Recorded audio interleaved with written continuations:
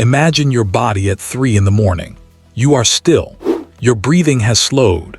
Somewhere in the dark, cells are supposed to be repairing themselves. But what if they aren't? What if the healing you were promised never actually arrives? Tomorrow morning you will wake up and check the mirror, expecting the version of yourself that rest is supposed to build. Smoother skin, clearer eyes, a body quietly stitched back together while you were unconscious. Most nights, that version never shows up. Something is happening in the dark that nobody warned you about. A silent malfunction, hidden inside a process you were taught to trust completely. For decades, sleep was sold to us as a switch. Turn it on and repair begins automatically. Turn it off and repair stops. But biology is rarely that simple. Right now, inside your body, there is a war between two forces. One wants to rebuild you.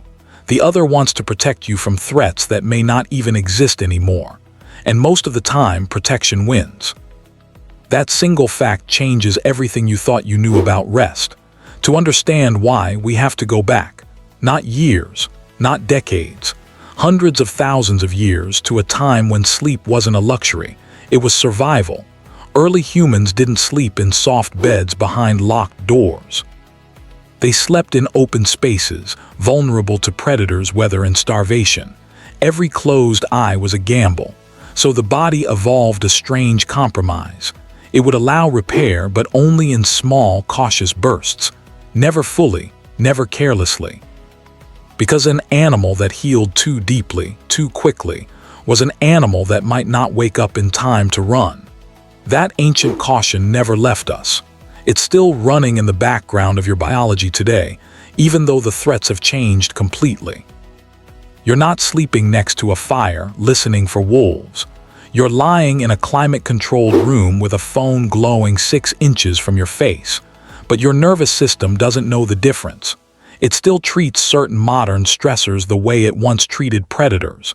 Deadlines, notifications, arguments replayed in your head at midnight, financial stress, loneliness. To your brainstem, these register as danger signals, and danger signals do something remarkable and devastating to your ability to heal. They activate a system called the sympathetic nervous system. You may know its most famous nickname, fight or flight. This system's entire job is to prepare your body for immediate physical threat, faster heartbeat, redirected blood flow, suppressed digestion, and most importantly for our story, suppressed repair. Here is the part almost nobody explains clearly. Healing is expensive. Cellular repair, tissue regeneration, immune defense, they all require enormous amounts of energy and resources. Your body cannot afford to spend heavily on repair while it believes you might need to run from a threat. So when the fight or flight system is active, even faintly, even at 3 in the morning while you're technically asleep, your body quietly redirects resources away from healing, away from repair, away from restoration, and toward alertness instead. This is why so many people can sleep 8 hours and still wake up exhausted, achy, and unrepaired. They were unconscious, but they were not truly at rest. There's a name for the state your body actually needs to enter for deep healing to occur: parasympathetic dominance, rest and digest. This is the opposite operating mode of fight or flight: slower heart rate, deeper breathing, blood flow directed toward organs, not muscles. In this state, and only in this state, your body finally feels safe enough to spend its resources on repair. Growth hormone releases in stronger pulses.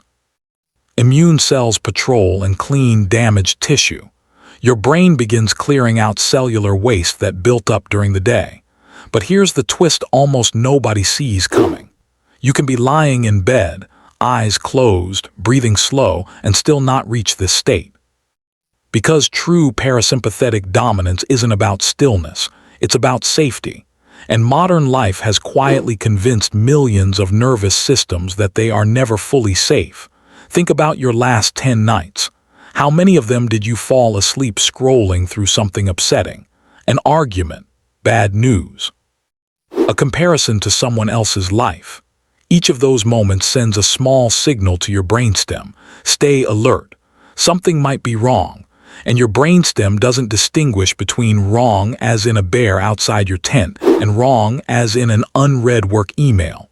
It just knows. Threat detected. Healing postponed.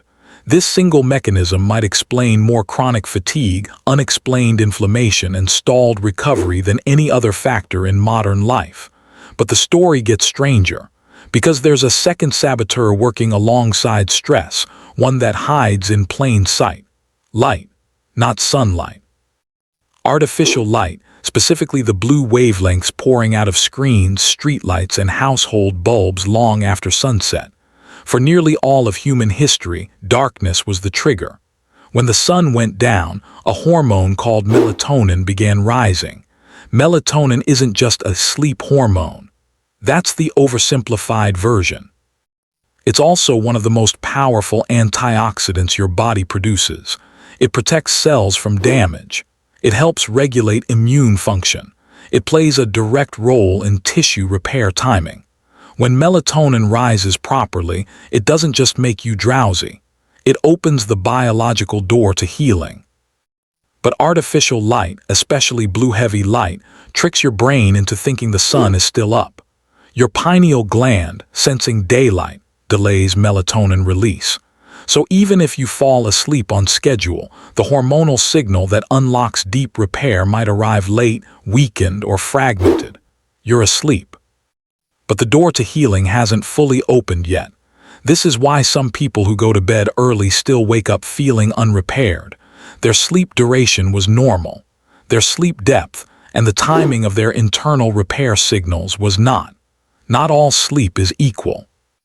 Now here's where the story takes an unexpected turn, one most people have never heard. Not all sleep is equal in the eyes of your body's repair systems. Sleep moves in cycles, roughly 90 minutes long, shifting between lighter stages and deeper ones. The deepest, most repair-intensive stage is called slow-wave sleep. This is when growth hormone surges hardest. This is when your immune system does its most aggressive repair work. This is when your brain performs a kind of internal power wash, flushing out metabolic waste that accumulated while you were awake. Slow-wave sleep is where the real magic happens, and it is fragile. Alcohol fragments it, stress fragments it, late meals fragment it. Even mild, chronic anxiety can shorten how long you stay in this stage each night. You might be sleeping 7 or 8 hours, technically, and still be getting only a fraction of the deep repair stage sleep your body actually needs. This explains something that confuses so many people. Why two people can sleep the exact same number of hours and wake up in completely different physical states. One feels renewed. The other feels like they barely slept at all. The difference often isn't the hours. It's the depth. And depth is controlled by something deeply personal, something most people have never been taught to manage. Your nervous system's perceived level of safety in the hours before sleep. This brings us to one of the most overlooked discoveries in modern sleep science. Healing doesn't begin the moment you close your eyes. It begins hours earlier, shaped by everything your body experienced that evening. If your last 2 hours before bed were filled with stimulation, conflict, or anxious thought loops, your nervous system carries that activation directly into sleep with you. It's like trying to convince a smoke detector there's no fire while the kitchen is still filled with smoke. Technically, you're in bed. Biologically, your body hasn't gotten the message that it's safe to stand down, so it stays partially on guard. And partial guard duty means partial healing. The third saboteur now, let's go somewhere even more surprising, because stress and light aren't the only forces interfering with repair.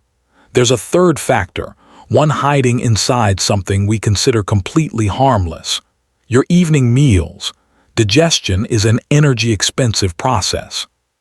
When you eat late, especially heavy or sugar-dense meals, your body has to choose where to send its limited overnight resources. Toward digesting that meal, or toward deep tissue repair. It cannot fully prioritize both at once. This is one reason people who eat large meals shortly before bed often report feeling groggy and unrefreshed the next morning, even after a full night's sleep. Their body wasn't idle. It was busy, just busy with the wrong task. But there's a fourth saboteur too, quieter than the rest, and it hides inside something we usually think of as good for us. Exercise at the wrong time in the wrong dose. A hard workout raises core body temperature and floods the bloodstream with cortisol and adrenaline, the same chemicals your body releases when it senses danger. For a few hours afterward, your nervous system is, biologically speaking, still in a heightened state. Exercise itself is not the enemy. Movement, in the right rhythm, is one of the most powerful tools your body has for eventually reaching deep, restorative sleep. But timing matters. A workout that ends right before bed can leave the sympathetic nervous system elevated exactly when it needs to be winding down. The body arrives at the pillow still simmering, not yet cooled. This doesn't mean stop exercising. It means understanding that your evening habits form a kind of relay race, and each one hands something off to the next. What you do in the 2 or 3 hours before sleep is not separate from sleep itself. It is the opening chapter of it, the hormonal orchestra. To really understand what's at stake, it helps to meet the cast of hormones working behind the scenes every night, whether you're aware of them or not.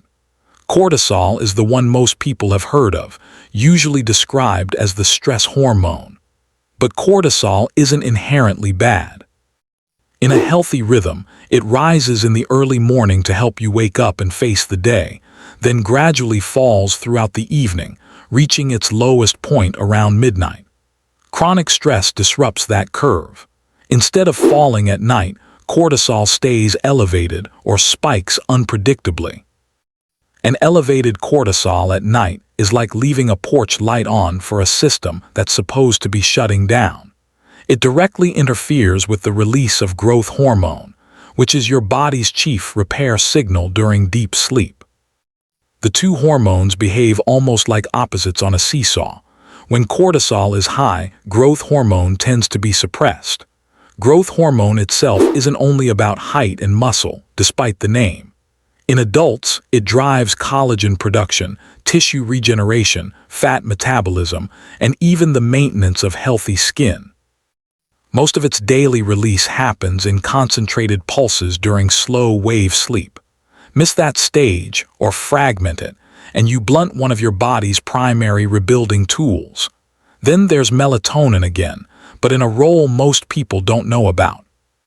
Beyond its sleep signaling job, melatonin acts almost like an internal night watchman for your cells, scavenging free radicals and reducing oxidative stress, the kind of cellular wear and tear linked to aging and inflammation. And finally, there's a lesser-known player, insulin sensitivity. Poor sleep, even for a single night, measurably reduces how efficiently your body processes sugar the next day.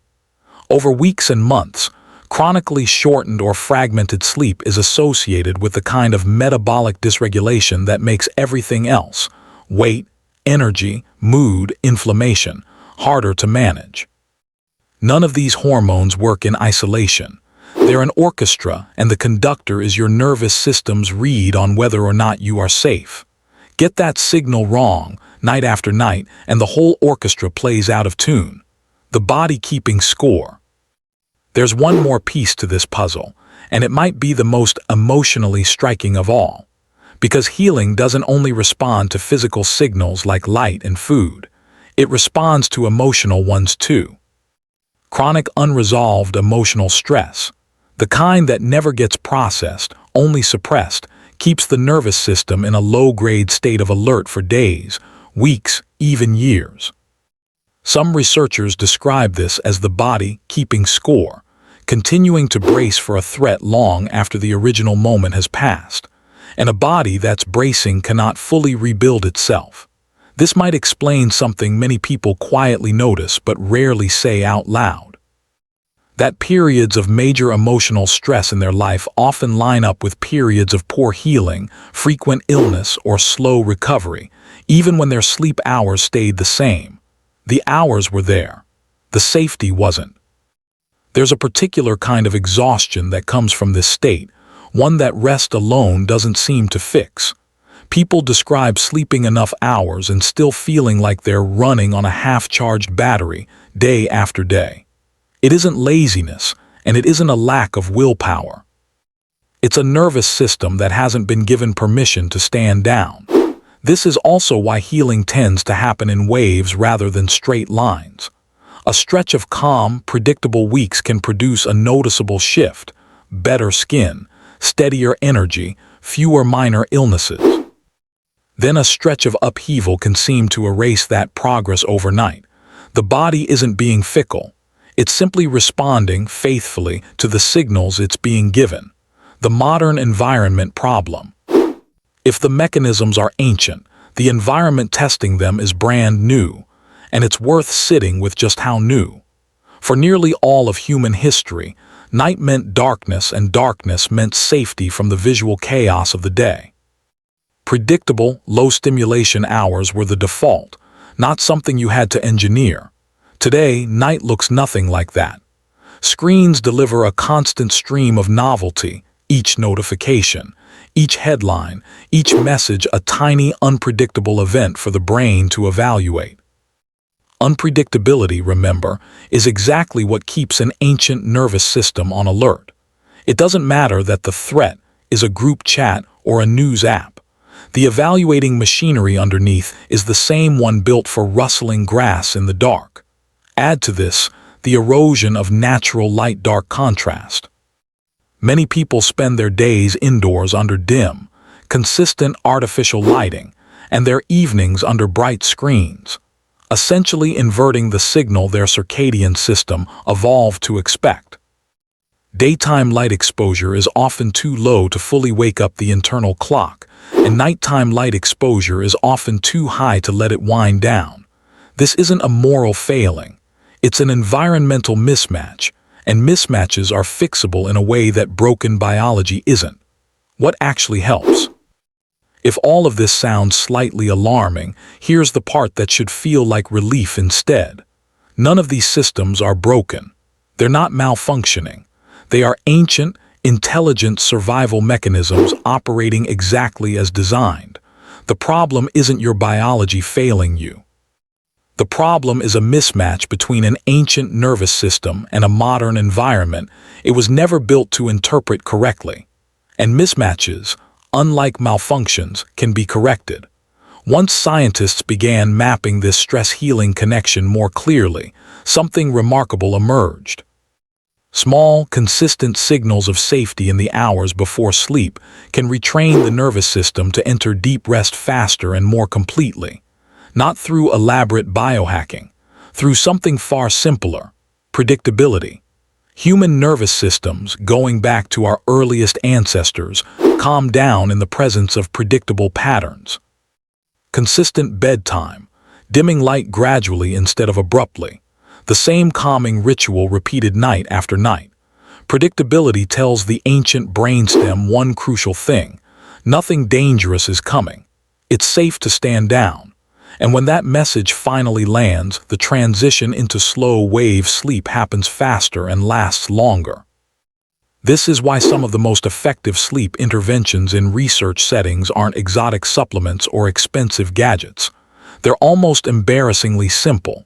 Dimming lights an hour before bed, keeping a consistent sleep and wake time, even on weekends, avoiding emotionally activating content late at night, allowing at least 2 to 3 hours between your last large meal and sleep, getting natural light exposure earlier in the day, which helps anchor the circadian rhythm and makes the evening's melatonin rise more precise and timely, finishing vigorous exercise a few hours before bed, so the body has time to come back down from its temporarily elevated state.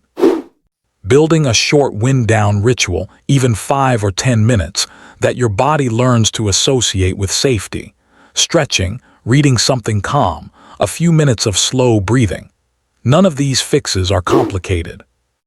But together, they send a coordinated signal to your nervous system that finally matches what your biology has been waiting to hear for hundreds of thousands of years.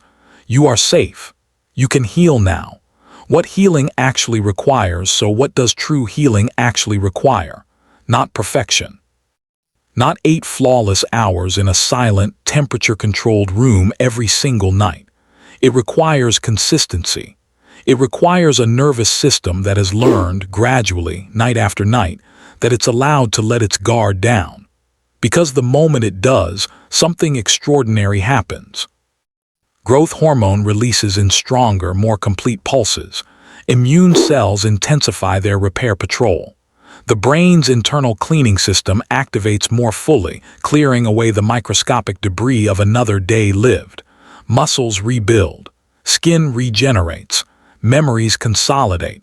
Inflammation quiets. This is what healing was always supposed to feel like. Not a mysterious process happening to you in the dark, but a process you actively invite, night after night, through the smallest, most repeatable signals of safety. It's worth remembering, too, that this isn't a switch you flip once and forget. Nervous systems that have spent months or years in a heightened state don't recalibrate in a single night, or even a single week. They recalibrate the way trust is rebuilt between two people, slowly, through repetition, through evidence gathered one small moment at a time. Some nights the signal will be strong and clear.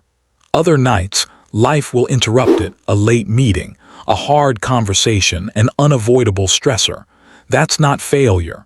Bodies are resilient, and one disrupted night doesn't undo weeks of consistent signaling. What matters is the pattern over time, not any single evening's perfection. 2 lives, same number of hours. To make this less abstract, picture 2 people. Call them the first and the second. Both are around the same age. Both sleep roughly 7.5 hours a night, according to their phones. On paper, their sleep looks identical. The first person's evening looks like this. Dinner ends around 9, often eaten quickly in front of a screen while catching up on messages.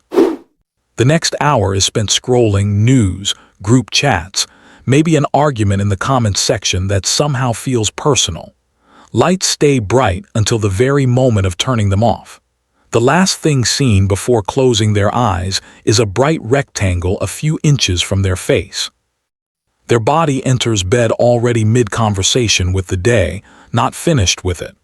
The second person's evening looks different, not because they have more time or more discipline, but because their evening has a shape. Dinner ends by 7:30. Phone notifications quiet down an hour before bed, not out of willpower but because it's become habit. Lights dim gradually rather than switching off abruptly. The last 10 minutes involve something unstimulating, a few pages of a book, some slow breathing, a short stretch. Same number of hours. Completely different signal arriving at the brainstem. Over a single night, the difference might be barely noticeable. Over a month, it compounds. The first person accumulates a quiet deficit in slow wave sleep, night after night, and starts attributing their fatigue to just being busy or getting older. The second person's body, meanwhile, gets the consistent, boring, unremarkable permission slip it needs to actually do its work. Neither person did anything dramatic. That's the point. The difference wasn't intensity.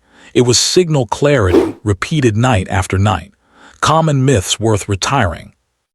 A few widely repeated ideas about sleep and healing deserve a second look, because they often send people looking in the wrong direction entirely. The first myth is that catching up on weekends fixes weekday sleep debt. Sleeping in on Saturday can help you feel less tired in the short term, but it doesn't fully restore the deep, repair stage sleep that was lost during the week, and it can actually push your circadian rhythm out of alignment, making Sunday and Monday nights sleep worse. Consistency, even at a slightly shorter duration, tends to outperform a feast or famine pattern. The second myth is that any time unconscious counts as rest. As this script has tried to make clear, being asleep and being in a repair-friendly state are not automatically the same thing. 8 hours of fragmented, shallow, sympathetic cleaning sleep is not biologically equivalent to 7 hours of deep, parasympathetic dominant sleep. The third myth is that alcohol helps you sleep. It's true that alcohol can make you fall asleep faster. It's a sedative. But it fragments the second half of the night, suppresses slow wave sleep, and interferes with the hormonal pulses that drive repair. The speed of falling asleep is not the same thing as the quality of what follows. The fourth myth is that willpower alone can override a dysregulated nervous system. Telling yourself to relax while lying in bed rarely works, because the parts of the brain responsible for that alert state don't respond well to direct instruction. They respond to environmental and behavioral signals repeated over time, which is exactly why rituals and consistency work better than a single act of forced calm. When the season changes the rules, there's another layer to this story that rarely gets mentioned: the seasons. For most of human history, day length changed dramatically across the year, and human sleep patterns shifted along with it: longer nights and more sleep in winter, shorter nights and less in summer. Modern life, with its consistent indoor lighting and fixed work schedules, flattens that seasonal variation almost completely. Many people notice, without quite knowing why, that they feel more fatigued and less repaired in the depths of winter, especially in regions with short daylight hours. Reduced daytime light exposure weakens the circadian signal that should be anchoring the whole system, making the evening's melatonin rise less crisp and well-timed. This isn't something to fight so much as something to work with. Getting outside during daylight hours, even on a cloudy day, provides far more light intensity than any indoor space, and it's one of the simplest ways to keep the internal clock properly calibrated regardless of the season. A note on naps, weekends, and real life. None of this is meant to suggest that a rigid, joyless routine is the only path to healing. Real life includes late nights, travel across time zones, celebrations that run past midnight, and seasons of disrupted sleep that come with new babies, new jobs, or hard periods of grief. The nervous system is more resilient than it's often given credit for. A single late night, or even several in a row during an unusual stretch of life, doesn't erase the benefit of the patterns built before or after it. What matters most is the average signal over weeks and months, not the perfection of any individual evening. A short nap, taken earlier in the day rather than late afternoon, can genuinely help offset an occasional bad night without necessarily disrupting the following night's sleep. The key is keeping it relatively short and early enough that it doesn't compete with the evening's own sleep pressure. The goal was never to achieve some flawless, optimized state of biological perfection. It's to shift the average. To make safety the more common signal your nervous system receives, even if it isn't the only one. The tools and their limits. It's worth saying something honest about the wave of sleep-tracking devices, apps, and gadgets that have flooded the market in recent years, because they occupy a strange position in this story. Used well, they can offer genuinely useful information. A tracker that shows a pattern of short and deep sleep on nights following late meals, or improved sleep quality on nights following a consistent wind-down routine, can help someone connect cause and effect in their own life, instead of relying on vague impressions the next morning. But there's a trap hiding inside that same technology, and it deserves to be named directly. For some people, checking a sleep score first thing in the morning becomes its own source of stress. A low number triggers worry. Worry activates the very sympathetic nervous system this entire story has been describing, and that activation, ironically, can make the next night's sleep worse. A small, self-reinforcing loop where the tool meant to help becomes another quiet source of alertness. This isn't a reason to abandon the tools. It's a reason to hold them loosely. Data is most useful when it informs a decision calmly, not when it becomes another scoreboard to perform for. The same caution applies to supplements marketed as sleep or healing aids. Some have reasonable evidence behind them for specific situations: melatonin for jet lag, magnesium for certain deficiencies, and so on. But none of them can substitute for the underlying signal of safety this whole story keeps circling back to.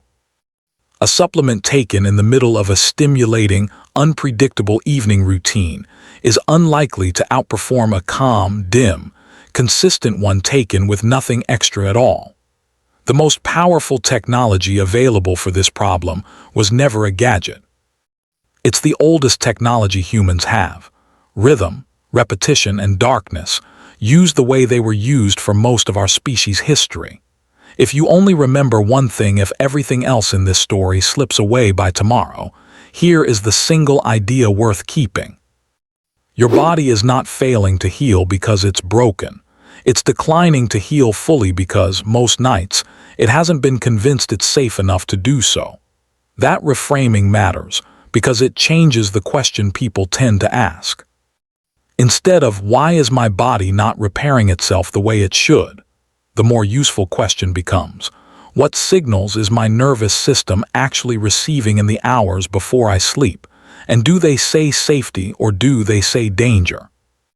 That question can be answered honestly, and it can be acted on, starting tonight, without waiting for a diagnosis, a gadget, or a perfect schedule. It might mean noticing that the last email checked before bed always leaves a residue of tension that lingers long after the screen goes dark.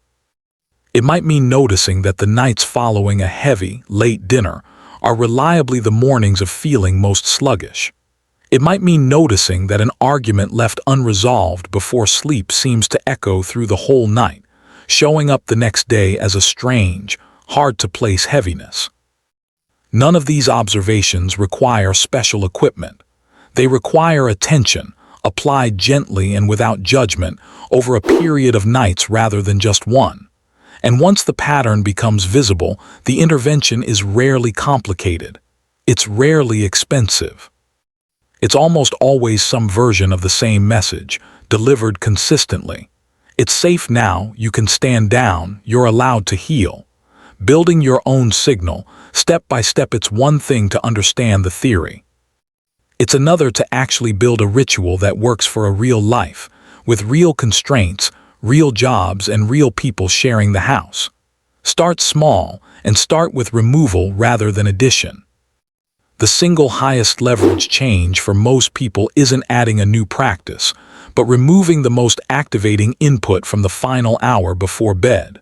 For many, that's the phone. For others, it's a particular kind of conversation, a particular show, or a particular habit of reviewing the next day's to-do list right before closing their eyes. Notice which input, specifically, tends to leave a residue of tension, not in the abstract, in your own actual nights. The goal is not to eliminate every stimulating thing from your evening. It's to identify the one or two things that reliably spike alertness right before sleep and move them earlier in the day, where they belong. Next, build a short sequence rather than a single action. A ritual is more powerful than an isolated habit because sequences create anticipation, and anticipation itself is calming to a nervous system that thrives on predictability. This doesn't need to be elaborate. It might be as simple as, dim the lights, brush your teeth, read a few pages of something undemanding, turn off the lamp. 4 small steps, repeated in the same order night after night. The specific steps matter less than the repetition. A nervous system that has experienced the same sequence hundreds of times begins to relax at the very first step, well before the last one is even finished. This is the same principle behind a young child's bedtime routine, bath, story, lights out, which works precisely because it's boring and predictable, not despite it. Pay attention to temperature as well.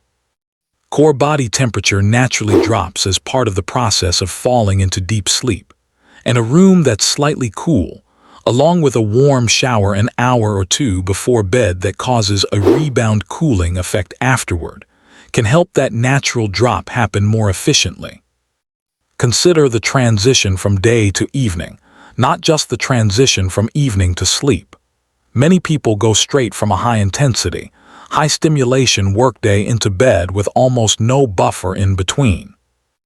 A short buffer period, even 15 or 20 minutes of something unrelated to work or obligations, gives the nervous system a chance to downshift gradually, instead of being asked to drop from full alert to fully at rest in an instant. If mornings feel just as important to address as evenings, that instinct is correct. Consistent wake times, regardless of how the previous night went, help anchor the whole 24-hour rhythm. Waking at wildly different times from day to day sends its own confusing signal to the circadian system, making the evenings wind down less predictable even when the evening routine itself stays the same. And when a night goes badly despite all of this, because a difficult conversation happened, because a deadline loomed, because life simply intervened, resist the urge to treat it as evidence that none of it is working. A single disrupted night is data, not a verdict. The nervous system that has spent weeks receiving consistent signals of safety doesn't lose that conditioning overnight. It bends briefly and then returns to form, the way a habit survives a single missed day. The most sustainable version of any of this isn't the most intense one. It's the version simple enough to actually repeat, night after night, for months, without requiring willpower each time. Willpower is a finite resource, spent down over the course of a day. Ritual, once established, runs largely on its own, which is exactly why it succeeds where forced relaxation so often fails. Give it time before judging whether it's working. Because the mechanism being retrained here, a nervous system's baseline sense of safety, was shaped over years, sometimes decades. It responds to weeks of consistent signaling, not a single, well-executed evening. Patience isn't a moral virtue in this context so much as a biological requirement. The system simply needs the repetition to update its expectations. What tends to happen for people who stay with it isn't a dramatic single moment of transformation. It's something quieter and, in its own way, more convincing. Mornings start to feel different in a way that's hard to fully articulate, less like waking up and more like arriving somewhere. Minor aches that seem to linger for no reason start resolving faster. The vague, low-grade exhaustion that had started to feel like a permanent condition begins to lift, not all at once, but noticeably over the course of weeks. None of this requires believing in anything mysterious. It requires taking seriously a mechanism that's been running, largely unexamined, in the background of every single night of your life, and finally giving it the information it's been waiting for all along. The invitation. So tomorrow night, when you lie down again, remember what's actually happening beneath the stillness. Your body isn't asking for more hours. It's asking for permission. Permission to stop guarding a world that, for one night at least, means you no harm. And when it finally gets that permission, completely, consistently, night after night, healing stops being something that happens to you by chance. It becomes something your body was built to do all along, waiting quietly for you to finally let it. The next time you dim the lights an hour early, or put the phone down before you meant to, or choose not to replay the day's argument one more time in your head, know that you are not performing some minor act of self-discipline. You are sending a message across hundreds of thousands of years of evolutionary history, straight to the oldest part of your brain. It's safe now. You can stand down. And somewhere in the dark, quietly, your body will finally begin the work it's been waiting all along to do. There's something almost humbling in realizing that the most sophisticated repair system evolution ever produced doesn't need to be tricked, forced, or optimized with complicated interventions. It needs to be spoken to in a language it has understood for hundreds of thousands of years, the language of dim light, of consistent rhythm, of an evening that doesn't ask too much of it at the last possible moment. You don't have to get every part of this right every single night for the rest of your life. You just have to get enough of it right often enough that your body starts to trust the pattern again.